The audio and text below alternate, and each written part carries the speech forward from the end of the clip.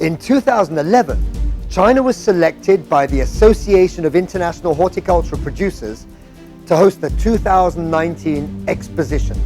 It was to be the biggest exhibition of its kind ever held to date.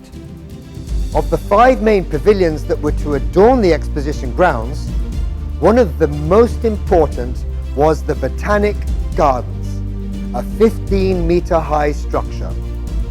The design of this building called for monumental animal sculptures to be placed on the roof deck. The sculptures had to be at least 10 meters high so that they could be seen not only from the inside, but also from the outside of the Botanic Gardens. They had to be structurally sound and had to withstand some of the harshest environmental elements in the world.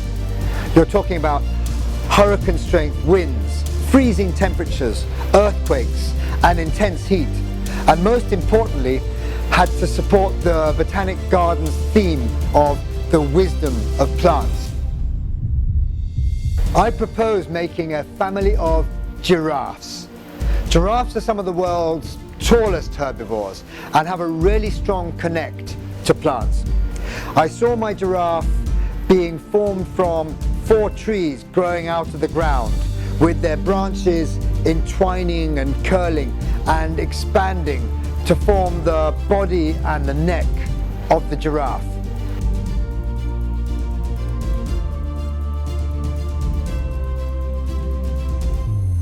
The structure of the sculpture is made from marine-grade stainless steel.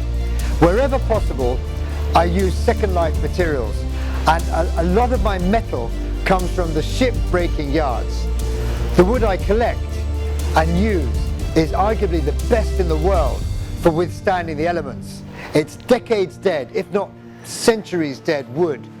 And I've collected over 10 tons of wood for the giraffe project.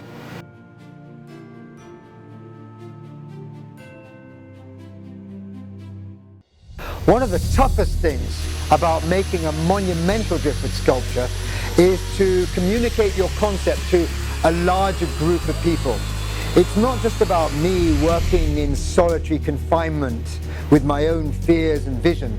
It's 20 or more artisans that play a key role in the creation of the sculpture. And a lot of my effort has to go into communicating my vision and also teaching my process, and most importantly, inspiring the group.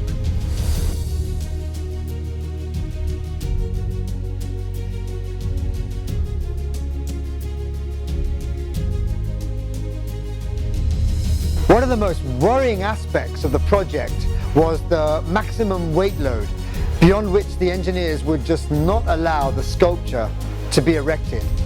With an unconventional structure of this type, instinct pushes you to over-engineer. Over-engineering is an acceptable way of ensuring structural integrity, but you pay for it with the extra weight. And this is one currency I just did not have.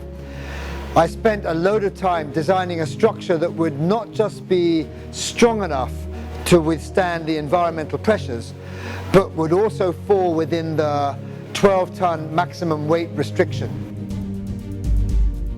Time was running out, and there was no way I could complete the tree if I made it from the bottom up, because only 3 to 4 welders could work on it at the same time.